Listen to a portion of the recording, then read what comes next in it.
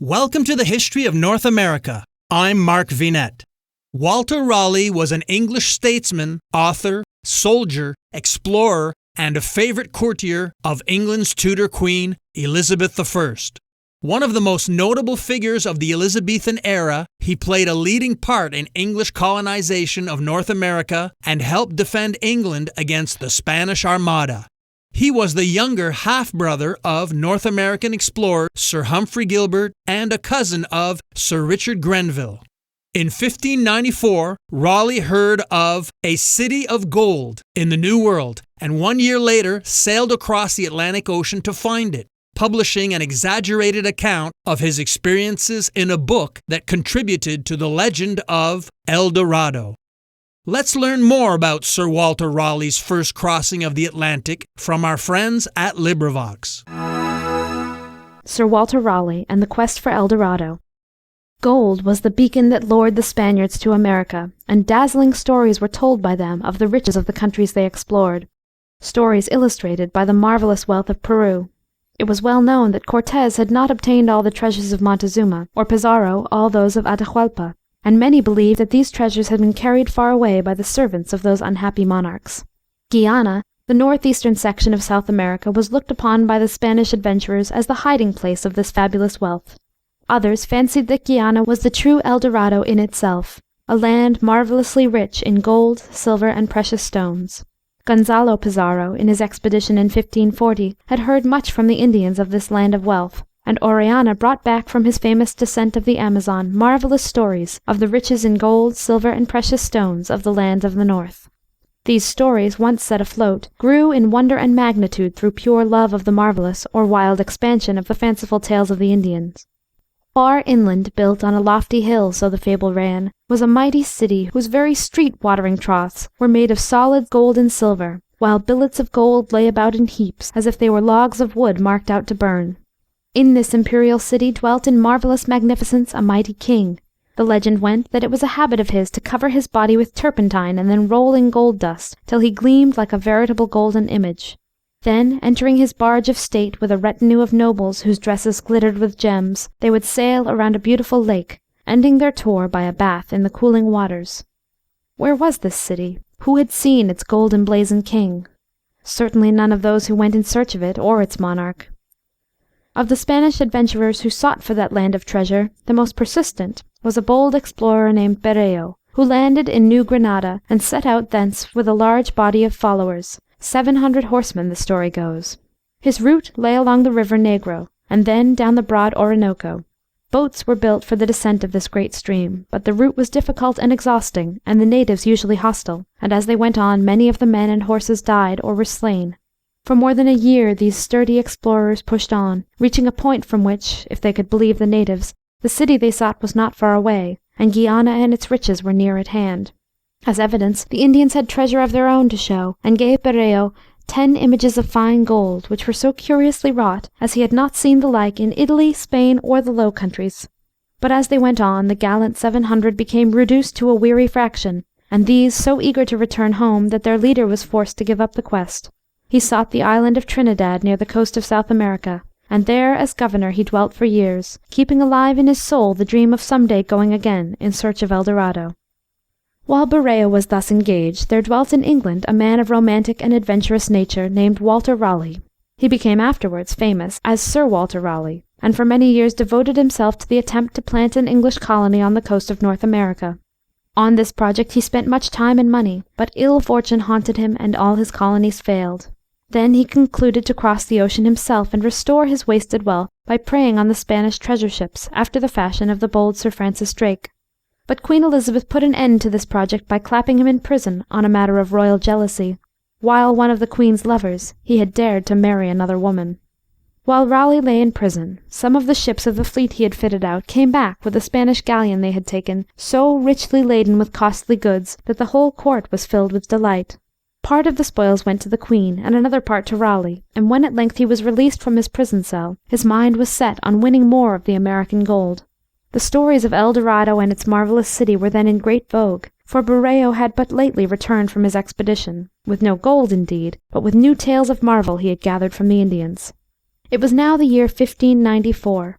Raleigh was but 42 years of age, in the prime of life and full of activity and energy. His romantic turn of mind led him to a full belief in the stories that floated about, and he grew eager to attempt the brilliant and alluring adventure which Berreo had failed to accomplish. Though the Spaniard had failed, he had opened up what might prove the track to success.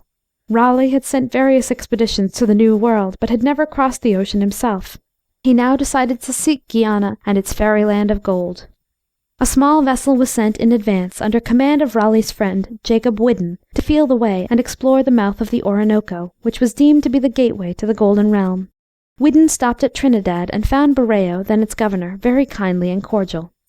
But on one pretext or another, the treacherous Spaniard had the English sailors arrested and put in prison, until Whiddon found his crew so small that he was obliged to go back to England without seeing the Orinoco. Whiddon's report made Raleigh more eager than ever. He believed that Berreo was getting ready to go back to Guiana himself, and was seeking to rid himself of rivals. He hastened his preparations accordingly, and in February 1595 set sail from Plymouth with a fleet of 5 well-supplied vessels, taking with him about 100 gentlemen adventurers in addition to the crews. A number of small and light boats were also taken for use on the rivers of Guiana. Many of their friends came to see the voyagers off. Flags floated on all the vessels in the harbour, and Raleigh and his companions, dressed in their best array, stood on the decks, as with set sails and flying pennons the stout ships moved slowly away on their voyage of chance and hope. Raleigh followed the example of the sea rovers of his day, committing what would now be called piracy on the high seas. Not long had the fleet left the Canary Islands before a Spanish ship was seen and captured. It was quickly emptied of its cargo, a welcome one, as it consisted of firearms. Very soon after a second ship was captured. This was a Flemish vessel laden with wines. These were taken also, 20 hogsheads of them. About 2 months out from Plymouth the hills of Trinidad were sighted, and Raleigh's eyes rested for the first time on the shores of that new world in which he had so long taken a warm interest. Governor Berreo tried to treat Raleigh as he had done his agent, forbidding any of the Indians to go on his ships on peril of death. But they went on board for all that, and were delighted with the kind treatment they received. They told Raleigh that several of their chiefs had been seized and imprisoned in the town of St. Joseph, and begged him to rescue them. No Englishman of that day hesitated when the chance came to deal the Spaniards a blow, and a vigorous attack was soon made on the town. It being captured, the chiefs set free, and the governor himself made a prisoner. Raleigh, while holding the Spaniard as a captive on his flagship, treated him with every courtesy, and had him to eat at his own table. Here Berreo, who did not suspect the purpose of the English, talked freely about his former expedition, and gave his captor a good deal of very useful information. One thing Raleigh learned was that his ships could not be taken up the Orinoco on account of the sandbanks at its mouth and its dangerous channels. He therefore felt it necessary to leave the ships at Trinidad, and cross to the mainland in the boats he had brought with him. 100 men were chosen for the journey, the others being left to guard the fleet. An old galley, a barge, a ship's boat, and 2 wherries carried them, and a young Indian pilot who claimed to be familiar with the coast was taken along. Trinidad lies at no great distance from the mainland, but stormy weather assailed the voyagers, and they were glad enough to enter one of the mouths of the river and escape the ocean billows. But here new troubles surrounded them. The concept of El Dorado underwent several transformations, and eventually accounts of the previous myth were also combined with those of a legendary lost city. The resulting El Dorado myth enticed European explorers fascinated by the New World to believe that a hidden city of immense wealth existed. Numerous expeditions were mounted to search for this treasure, all of which ended in failure. Meanwhile, the name of El Dorado came to be used metaphorically for any place where wealth could be rapidly acquired. It was given to El Dorado County in the gold rush American state of California, and to towns and cities in Mexico and Canada. It is sometimes used in product titles to suggest great wealth and fortune, such as the Cadillac El Dorado line of luxury automobiles. El Dorado is also sometimes used as a metaphor to represent an ultimate prize or holy grail that one might spend one's life seeking. It could represent true love, happiness, success, or paradise. It is used sometimes as a figure of speech to represent something much sought after that may not even exist, or at least may not ever be found. In this context, El Dorado bears similarity to other myths, such as the Fountain of Youth and Shangri-La. The other side of the ideal quest metaphor may be represented by Hell Dorado, a satirical nickname given to Tombstone, Arizona, USA in the 1880s by a disgruntled gold miner who complained that many dreamers had traveled far to find El Dorado only to wind up washing dishes in restaurants.